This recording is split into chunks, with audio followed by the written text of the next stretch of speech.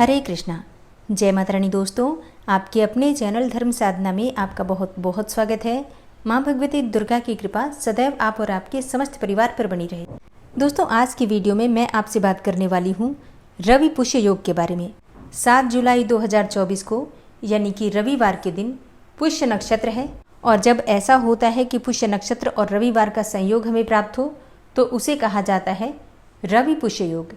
इसी प्रकार से जब पुष्य नक्षत्र और गुरुवार का संयोग बनता है तब उसे कहते हैं गुरु पुष्य योग। ये दोनों ही दिन जब पुष्य नक्षत्र आते हैं तो इनका महत्व कई गुना बढ़ जाता है। शास्त्रों के अनुसार रवि पुष्य योग और गुरु पुष्य योग में आप कोई भी शुभ कार्य कर सकते हैं। तो वैसे तो रवि पुष्य योग अपने आप में ही बहुत दुर्लभ है, बहुत महत्वपूर्ण माना जाता है। अब ये पड़ रहा है गुप्त नवरात्रि के बीच में, तब इसका महत्व और भी अधिक बढ़ जाता है। गुप्त नवरात्रि में इतने शुभ संयोग का प्राप्त होना हमारे लिए वरदान की तरह है। तो आज के दिन आपको कौन सा कार्य करना चाहिए, कौन सा कार्य नहीं करना चाहिए, कौन सा उपाय करें जिससे कि इस योग का संपूर्ण फल हमें प्राप्त हो। घर में सुख समृद्धि के लिए, आर्थिक तंगी को दूर करने के लिए और किसी भी प्रकार की व्यापार या फिर नौकरी से संबंधी कोई परेशानी है तो उससे मुक्ति पाने के लिए, बच्चे अगर पढ़ाई कर रहे हैं और उन्हें शिक्षा में सफलता नहीं मिल पा रही है तो इसके लिए आज के दिन कौन सा उपाय करना चाहिए। इसके अलावा और भी जो भी परेशानियां हमारे घर में हैं, वास्तु दोष हो, ग्रह दोष हो या फिर किसी भी प्रकार की परेशानी हो, उससे मुक्ति पाने का सर्वश्रेष्ठ उपाय आपसे आज की वीडियो में शेयर करने वाली हूँ। तो वीडियो को पूरा ज़रूर देखिए और अगर अच्छी लगे वीडियो तो इसे लाइक भी ज़रूर कीजिए, क्योंकि आपके लाइक्स, आपके कमेंट्स मेरे लिए बहुत महत्वपूर्ण होते हैं। यही एकमात्र जरिया है जिनसे मुझे पता चलता है कि आपको ये वीडियो अच्छी लगती हैं और आपके लिए ये वीडियो उपयोगी है। तो अगर वीडियो अच्छी लगे तो लाइक तो ज़रूर ही किया कीजिए। तो अब सबसे पहले जानते हैं कि पुष्य नक्षत्र यानी कि रवि पुष्य योग का संयोग हमें कब से कब तक प्राप्त हो रहा है, कितने समय तक का रवि पुष्य योग आपको मिलने वाला है।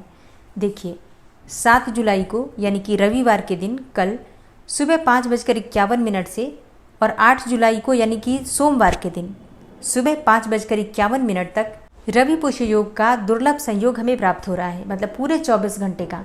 ऐसा बहुत कम होता है जबकि इतने समय तक के लिए हमें रवि पुष्य योग या फिर गुरु पुष्य योग प्राप्त होता है। तो ऐसे में आज का जो बनने वाला रवि पुष्य योग है ये अत्यंत ही श्रेष्ठ है और बहुत अधिक कामनाओं को पूर्ण करने वाला है। सर्वार्थ सिद्धि योग रहेगा इस दिन 7 जुलाई को सुबह 5:51 से और 8 जुलाई को सुबह 6:02 पर समाप्त हो रहा है सर्वार्थ सिद्धि योग। तो ऐसे में सर्वार्थ सिद्धि योग में भी अगर आप कोई कार्य करते हैं तो उसमें सिद्धि मिल जाती है, सफलता मिल जाती है। अब बात करेंगे उपायों के बारे में, लेकिन उससे पहले जानते हैं कि रवि पुष्य योग का महत्व क्या है। मतलब इस योग को इतना महत्वपूर्ण क्यों माना जाता है। देखिए, शास्त्रों में कहा गया है कि रवि पुष्य योग में अगर आप कोई भी कार्य करते हैं तो उसका फल आपको बहुत ही शीघ्र प्राप्त होता है। इसके अलावा इस समय में जो भी हम शुभ कर्म करते हैं वो संचित हो जाता है और फिर उसका फल हमें जन्म जन्मांतर तक प्राप्त होता है। इसलिए पुष्य नक्षत्र को बहुत ही श्रेष्ठ माना गया है।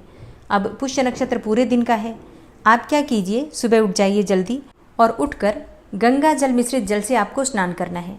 अपने स्नान के जल में थोड़ा थोड़ा गंगा जल मिलाकर और फिर स्नान कर लीजिए और प्रयास कीजिए कि परिवार में जितने भी सदस्य हैं सभी सदस्य इसी प्रकार से गंगा जल मिश्रित जल से स्नान करें। इससे आपको गंगा में स्नान के समान पुण्यफल प्राप्त हो जाएगा। ठीक है, तो पहला कार्य तो आपको यही करना है कि स्नान करना है और गंगा जल मिश्रित जल से स्नान करना है। रविवार के दिन अगर पुष्य नक्षत्र आता है और इस समय में अगर आप सूर्य की पूजा करते हैं तो सूर्य से संबंधित कोई भी परेशानी हो समाप्त हो जाती है। अगर आप सरकारी नौकरी के लिए बहुत समय से प्रयास कर रहे हैं और आपकी सरकारी नौकरी नहीं लग पा रही है, या फिर आप संतान की प्राप्ति के लिए प्रयास कर रहे हैं, या बीमारियों से परेशान हैं, रोगों से मुक्ति की कामना है, समाज में परिवार में मान प्रतिष्ठा चाहते हैं और नहीं मिल पा रही है, या फिर कई बार मन में आत्मविश्वास कम होता है। कई बार ऐसा भी होता है कि बच्चों को याद सब कुछ होता है लेकिन जब वो एग्ज़ाम देने जाते हैं या फिर इंटरव्यू के लिए जाते हैं तो वहाँ पर अचानक से ही घबराहट होने लग जाती है, नर्वसनेस फील होने लग जाती है और फिर उसके बाद से जो भी उन्हें याद होता है वो भी भूल जाते हैं। ऐसी अवस्था में आज का दिन आपके लिए बहुत महत्वपूर्ण है। तो स्नान करने के बाद सबसे पहले तो आप एक तांबे के पात्र में थोड़ी सी रोली, थोड़ा सा लाल पुष्प और थोड़े से चावल के दाने, अक्षत अगर आप लाल रंग का लेते हैं तो ज़्यादा श्रेष्ठ होगा, नहीं तो सफ़ेद चावल के दाने भी डाल लीजिए और थोड़ा सा गुड़ डालकर सूर्यदेव को जल दीजिए। भगवान सूर्यदेव को जल देते समय आप गायत्री मंत्र का जप कर सकते हैं या फिर चाहे तो भगवान सूर्य के किसी भी नाम का, जैसे कि ओम घृणी सूर्याय नमः, इस मंत्र के द्वारा भगवान सूर्यदेव को जल दे सकते हैं। इसके बाद 3 बार परिक्रमा कर लीजिए और भगवान सूर्यदेव के सामने खड़े होकर अपने मन की जो भी कामना है उसे पूर्ण करने के लिए उनसे प्रार्थना कीजिए। और फिर भगवान सूर्यदेव को देखते हुए आपको 24 बार गायत्री मंत्र का जप करना है। 24 बार गायत्री मंत्र का जप करना है, ठीक है। स्त्री हो पुरुष हो, कोई भी गायत्री मंत्र का जप कर सकता है, कोई दिक्कत नहीं है। जल देने के बाद, परिक्रमा करने के बाद आपको 24 बार गायत्री मंत्र का जप करना है। दोबारा से रिपीट इसलिए कर दिया क्योंकि बहुत सारे कमेंट्स आप लोगों के इसी तरह के प्रश्नों पर आते हैं। अब सूर्यदेव को जल देने के बाद आपको अपने घर के मंदिर में आना है और जितने भी देवी देवता हैं सबका विधि विधान से पूजन कर लीजिए। और जैसे कि घर के मंदिर में अगर आपके भगवान श्री हरि विष्णु का कोई विग्रह है, कोई मूर्ति है, तो आप उनका पंचामृत से अभिषेक कीजिए। और शंख में जल भरकर अगर आप पंचामृत से भगवान श्री हरि विष्णु का अभिषेक करते हैं और इसके बाद उनका विधि विधान से पूजन करते हैं तो आपके मन की कोई भी कामना हो, भगवान श्री हरि विष्णु की कृपा से वो पूर्ण होती है, ठीक है। तो अगर आपके पास भगवान श्री हरि विष्णु का विग्रह है तो आप उनका अभिषेक कर सकते हैं। अच्छा, भगवान श्री हरि विष्णु का विग्रह नहीं है, अगर आपके पास कोई भी विग्रह हो, जैसे कि माता रानी का विग्रह हो या फिर शिवलिंग है, तो आप उनका भी अभिषेक कर सकते हैं पंचामृत से। आज के दिन अगर हम शिवलिंग का भी अभिषेक करते हैं या फिर माँ दुर्गा का भी अभिषेक करते हैं तो आपको उतना ही फल प्राप्त होता है। अब एक काम आपको और करना है, आज आपको प्रज्वलित करना है एक अखंड दीपक।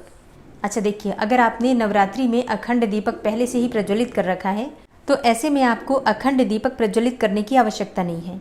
लेकिन अगर आपने घर में अखंड दीपक नहीं जला रखा है तो 24 घंटे के लिए, मतलब रवि पुष्य योग में भगवान श्री हरि विष्णु को समर्पित करते हुए आपको एक अखंड दीपक प्रज्वलित करना है। शुद्ध घी का या तेल का, पूरी तरह से आपकी अपनी इच्छा पर निर्भर करता है। अच्छा, अखंड दीपक जो हम जलाएंगे ये कर्म साक्षी दीपक से अलग होगा, ठीक है। क्योंकि बहुत सारे भक्तों के प्रश्न आएंगे कि क्या हम जिस दीपक को पूजा के लिए प्रज्वलित करते हैं उसी में और घी डालकर छोड़ दें। नहीं, ऐसा नहीं करना है। अखंड दीपक आपको अलग से प्रज्वलित करना है और उसे भगवान श्री हरि विष्णु को समर्पित करना है कि हे श्री हरि विष्णु, हे जगत के पालनहार, आपकी कृपा की प्राप्ति के लिए, आपकी प्रसन्नता के लिए रवि पुष्य योग में मैं अखंड दीपदान आपको करती हूँ या करता हूँ, ठीक है। इस प्रकार से आपको संकल्प लेकर दीपदान करना है। अब यहीं पर अगर आपकी कोई मनोकामना हो तो अपनी मनोकामना भी भगवान श्री विष्णु से आप कह सकते हैं। तो सुबह के समय पूजा में आपको दीप प्रज्वलित करना है और फिर अगले दिन तक दीपक जलता रहे, इस बात का आपको ध्यान रखना है, ठीक है। और अगला उपाय आपको करना है कि जिस जल से आपने भगवान श्री हरि विष्णु का अभिषेक किया है या फिर किसी भी देवी देवता का जो अभिषेक किया हुआ जल है, उसी जल से अपने पूरे घर में छिड़काव करना है। पूरे घर में, मतलब बच्चों की अलमारी में, बच्चों की जो बुक सेल्फ होती है उसमें भी आपको छिड़काव करना है और घर के बाहर, मेन डोर के बाहर भी आपको जल का छिड़काव करना है। छत पर, बालकनी में, हर जगह आपको इस जल से छिड़काव करना है। अगर हमारे पास कोई विग्रह नहीं है और हम उनका अभिषेक नहीं करते हैं तब हम क्या करें? देखिए, ऐसे में आपको, अगर आपके पास गंगा जल है तो गंगा जल में थोड़ी सी हल्दी डालकर और उसी से अपने पूरे घर में आपको छिड़काव करना है, ठीक है। इससे पूरे घर का शुद्धिकरण हो जाएगा। किसी भी प्रकार की नकारात्मक ऊर्जा होगी तो वो भी दूर हो जाएगी। और गुप्त नवरात्रि है, रवि पुष्य योग है, इतने शुभ संयोग में जब हम कोई भी उपाय करते हैं, इस प्रकार का उपाय करते हैं, तो हमारे घर में किसी भी प्रकार की नकारात्मक ऊर्जा हो, चाहे किसी के किए कराए का प्रभाव हो, वास्तु दोष हो, ग्रह दोष हो या फिर पितृदोष हो, सभी दोषों से मुक्ति मिल जाती है। तो आज घर में शुद्धिकरण के लिए जल का छिड़काव जरूर करना है। फिर घर के बाहर स्वास्तिक अवश्य बनाइए। अपने घर के मुख्य द्वार के दोनों तरफ आपको हल्दी और रोली मिलाकर स्वास्तिक बनाना है और फिर उस स्वास्तिक का पंचोपचार विधि से धूप दीप दिखाकर पूजन भी करना है। इसके बाद घर के मुख्य द्वार के दोनों तरफ आपको थोड़ा थोड़ा कपूर रखकर और प्रज्वलित कर देना है। किसी भी प्रकार की नकारात्मक ऊर्जा हो वो तो दूर होगी ही, इसके अलावा माँ लक्ष्मी का वास आपके घर में हो जाएगा, ठीक है। तो सुबह आपको कपूर प्रज्वलित करना है अपने घर के मुख्य द्वार पर और शाम को दोनों तरफ इसी प्रकार से आपको दीप दान करना है। घर के मुख्य द्वार के दोनों तरफ आपको रविवार की शाम को, यानी कि रवि पुष्य योग में, आपको दीप प्रज्वलित करना है। आप चाहें तो सरसों तेल का या फिर तिल तेल का दीप भी प्रज्वलित कर सकते हैं और चाहे तो शुद्ध घी का दीपक भी जला सकते हैं। तो जो भी आपके पास उपलब्ध हो, दीप दान अवश्य कीजिए घर के मुख्य द्वार के दोनों तरफ। रवि पुष्य योग में शाम के समय तुलसी के पास भी आपको दीप दान करना है और उस दीपक में आपको चुटकी भर हल्दी डालना है। अच्छा, घर के मुख्य द्वार पर भी जो आप दीपक जलाएंगे उसमें आपको दीपक प्रज्वलित करने के बाद थोड़ी सी हल्दी जरूर डालना है।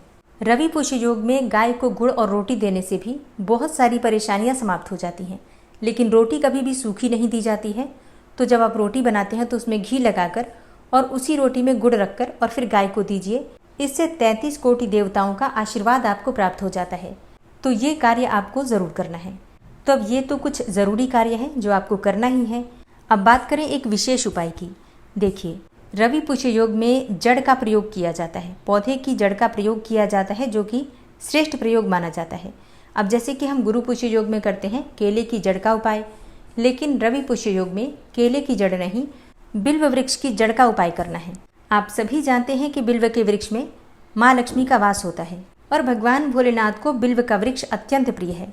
बिल्व की पत्तियों से भगवान शिव की पूजा करने से मन चाही कामना पूर्ण हो जाती है।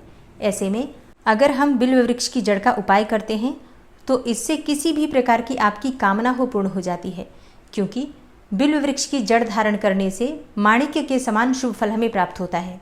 लेकिन इस जड़ का भी प्रयोग जो किया जाता है, इसका एक अलग ही तरीका होता है। अगर इसे सही तरीके से न किया जाए तो इसका फल हमें प्राप्त नहीं होता है। ठीक है, तो करना क्या है आपको? देखिए, एक दिन पहले हमें जड़ को निमंत्रित करना होता है। तो जैसे कि रविवार को रवि पुष्य योग है, ऐसे में आप शनिवार के दिन ही थोड़ा सा जल, एक सिक्का, एक सुपारी लेकर जाइए, थोड़ा अक्षत लेकर जाइए और ये सभी चीज़ें बिल्व वृक्ष की जड़ में डाल दीजिए और वनस्पति देव से प्रार्थना कीजिए कि हे वनस्पति देव, हे वृक्ष देवता, कल रवि पुष्य योग में मैं आपकी जड़ थोड़ी सी अपने घर लेकर जाना चाहता हूँ या फिर जाना चाहती हूँ। इसके लिए आप मुझे आज्ञा दीजिए और मेरे कार्य को सिद्ध करने में आप मेरी मदद कीजिए।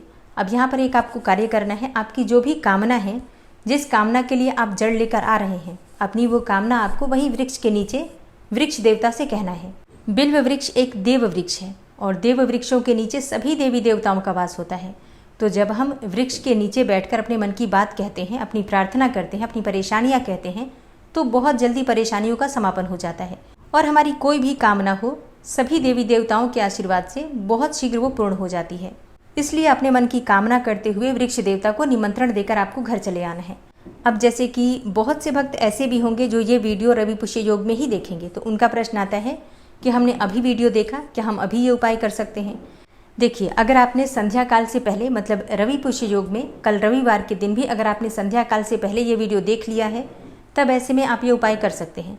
मतलब उसी वक्त जब आप जड़ लेने जाते हैं तभी आप एक जल के पात्र को और सिक्का, सुपारी, अक्षत, ये सभी चीज़ें लेकर जाइए, जड़ में डाल दीजिए, वृक्ष देवता से प्रार्थना कर लीजिए और लेकर आ सकते हैं। आपको इतना ध्यान रखना है कि सूर्यास्त होने के बाद किसी भी पौधे को स्पर्श नहीं किया जाता, उसके पत्ते नहीं तोड़े जाते या फिर जड़ नहीं ली जाती। इसलिए ये कार्य आपको दिन में ही करना है। अगर आप ये वीडियो आज देख रहे हैं तो रात में कभी भी आप निमंत्रण देकर आ सकते हैं। ठीक है, छूना नहीं है, सिर्फ जल देना है और प्रार्थना कर लेना है और प्रार्थना करके आ जाना है। फिर जड़ आप लेने कल सुबह जाएंगे और कल पूरे दिन यानी कि 7 जुलाई को पूरे ही दिन रवि पुष्य योग रहेगा, तो आप पूरे दिन में कभी भी जड़ लेकर आ सकते हैं। पौधे की जड़ लेने जाने से पहले आपको स्नान करना है। स्नान करने के बाद साफ स्वच्छ वस्त्र धारण करना है। फिर अपने घर के मंदिर में एक शुद्ध घी का दीपक जला दीजिए और फिर आप कोई भी लकड़ी इत्यादि लेकर आपको जाना है। थोड़ी सी पैनी लकड़ी चाहिए आपको, जैसे कि थोड़ी धारदार लकड़ी ले लीजिए। लकड़ी से ही आपको मिट्टी थोड़ी सी खोदकर और नीचे से आपको जड़ लेकर आ जाना है। इतना ध्यान रखिए कि जब हम कोई भी प्रयोग करने के लिए जड़ लेते हैं तो पौधे में चाकू, छुरी या फिर कोई भी लोहे की वस्तु का प्रयोग नहीं करते हैं। तो लकड़ी लेकर जाइए, नुकीली सी लकड़ी लेकर, और पौधे की जड़ में थोड़ा पानी डाल देते हैं तो पानी से उस जगह पर आप आराम से खोद पाएंगे और थोड़ी सी जड़ आपको लेनी है, लेकर फिर आपको घर आना है। तो जड़ लाने के लिए आपको एक लाल कपड़ा लेकर जाना है, उसी में आपको जड़ रखकर और फिर घर लेकर आ जाना है। रास्ते में किसी से भी बात नहीं करना है, बिल्कुल भी टोका टाकी नहीं होनी चाहिए और किसी के घर भी नहीं जाना है। ऐसा नहीं कि बीच में किसी का घर आ गया तो वहाँ थोड़ी देर बैठ गए, ऐसा बिल्कुल नहीं करना है। अपने घर से सीधा आपको वृक्ष के पास जाना है और वृक्ष के पास से सीधा आपको अपने घर आना है। बीच में आप नमः शिवाय, ओम नमः शिवाय इस प्रकार से मंत्र जप करते हुए आप चले जाइए। अगर संभव हो तो एक दीपक लेकर जाइए और वृक्ष के पास दीपक जला दीजिए, पूजा कर लीजिए धूप दीप दिखाकर और प्रार्थना करके, और फिर आप अपने घर में जड़ लेकर आ जाइए। आपने दीपक अपने घर के मंदिर में जला रखा है, आप हाथ पांव धोकर मंदिर में आसन पर बैठकर आपको एक पात्र में उस जड़ को धो लेना है। पहले तो गंगा जल से थोड़े से पंचामृत के छींटे दे दीजिए, उसके बाद शुद्ध जल से उसे धोकर साफ करके, मतलब एक साफ कपड़े से उसे सुखा लीजिए। और इसके बाद अपने घर के मंदिर में जो भी देवी देवता विराजित हैं उनके सामने ही लाल कपड़े पर आपको इसे रख देना है। अब पंचोपचार विधि से धूप दीप से आप इसका पूजन कर लीजिए और फिर वहीं बैठकर रुद्राक्ष की माला से 108 बार आपको ओम नमो भगवते वासुदेवाय इस मंत्र का जप करना है। देखिए, वैसे अगर आपके पास समय हो तो कम से कम 5 माला या फिर 11 माला भी इस मंत्र का जप कर सकते हैं। अगर आपके पास बहुत कम समय है तब आप कम से कम 108 बार तो ज़रूर जप लीजिए। इसके बाद आपको क्या करना है, देखिए, अगर आप अपने हाथ में पहनना चाहते हैं तो दाहिने हाथ में एक लाल कपड़े में बांधकर इसे पहन सकते हैं, धारण कर सकते हैं। आप चाहें तो इसे अपने गले में भी धारण कर सकते हैं। अगर आपका सूर्य कमज़ोर है, आत्मविश्वास की कमी है, शिक्षा में सफलता नहीं मिल पा रही है या फिर जीवन में सफलता नहीं मिल पा रही है, तो ऐसी अवस्था में आपको इसे धारण करना चाहिए अपने गले में या फिर दाहिने हाथ में। आप चाहें तो तांबे की ताबीज़ में भी इसे भरकर और पहन सकते हैं। लेकिन अगर आप धन के लिए ये उपाय कर रहे हैं तो पूजा करने के बाद लाल कपड़े में बांधकर और एक चांदी के सिक्के को भी साथ में बांध लीजिए और इसे अपने घर की तिजोरी में या फिर व्यापारिक स्थल पर गले में रख सकते हैं या फिर चाहें तो अपने पर्स में भी रख सकते हैं। लेकिन अगर आप पर्स में रखते हैं तो आपको शुद्धता का ध्यान रखना है, ठीक है। मतलब गंदे हाथों से, जूठे हाथों से, या फिर आप नॉनवेज खाते हैं तो ऐसी अवस्था में आपको पर्स में इसे नहीं रखना है। फिर घर की तिजोरी में, लॉकर में इसे रख दीजिए। आज रवि पुष्य योग में ये उपाय कर लेने मात्र से आपके जीवन की बहुत सारी समस्याओं का समाधान हो जाएगा। अगर आपको संतान प्राप्ति की कामना है तो भी पूर्ण होती है। मतलब बिल्व का वृक्ष धारण करने से भगवान सूर्यदेव की कृपा मिलती है और भगवान सूर्यदेव की कृपा से संतान प्राप्ति यानी कि वंश वृद्धि होती है। अगर आप बीमार हैं तो भी आप धारण करते हैं तो आपको बीमारियों से मुक्ति मिल जाती है। अब जैसे कई भक्तों के प्रश्न आते हैं कि क्या हम ज़्यादा मात्रा में जड़ लेकर आ सकते हैं। जी हाँ, बिल्कुल ला सकते हैं। आप थोड़ी ज़्यादा मात्रा में भी जड़ लेकर आ सकते हैं। थोड़ा बड़ा जड़ लेकर आ जाइए और इसे आप धारण भी कर सकते हैं। चाहे तो अपने घर में तिजोरी में भी रख सकते हैं। एक से अधिक लोग भी धारण करना चाहें तो बिल्कुल कर सकते हैं। तो ये उपाय आपको करना है 7 जुलाई 2024 यानी कि रविवार के दिन। इसी दिन आपको जड़ लेकर आना है और फिर इसी दिन पूजा करने के बाद आप इसे धारण कर सकते हैं या फिर अपने घर में लॉकर में, तिजोरी में आप रख सकते हैं। रवि पुष्य योग में खरीदारी भी की जाती है। आप चाहें तो कोई भी खरीदारी कर सकते हैं। महंगी धातुएं खरीदी जा सकती हैं। आप चाहें तो गाड़ी खरीदना चाहें तो गाड़ी भी खरीद सकते हैं, घर भी खरीद सकते हैं। आज के दिन प्रॉपर्टी खरीदना शुभ माना जाता है। आप घर लेना चाहते हो या फिर ज़मीन लेना चाहते हो, बिल्कुल ले सकते हैं। सोना, चांदी, महंगी धातुएं खरीदी जा सकती हैं। वस्त्र इत्यादि भी खरीदे जा सकते हैं। गुप्त नवरात्रि में पूजा किस प्रकार से करें, 10 महाविद्याओं की पूजा या फिर 9 दुर्गा की पूजा किस प्रकार से करें, इसकी जानकारी अगर आपको चाहिए तो हर रोज़ चैनल पर वीडियो अपलोड होती है, आप लोग ज़रूर देखा कीजिए। मिलती हूँ मैं आपसे अगली वीडियो में। तब तक के लिए जय श्री राधे।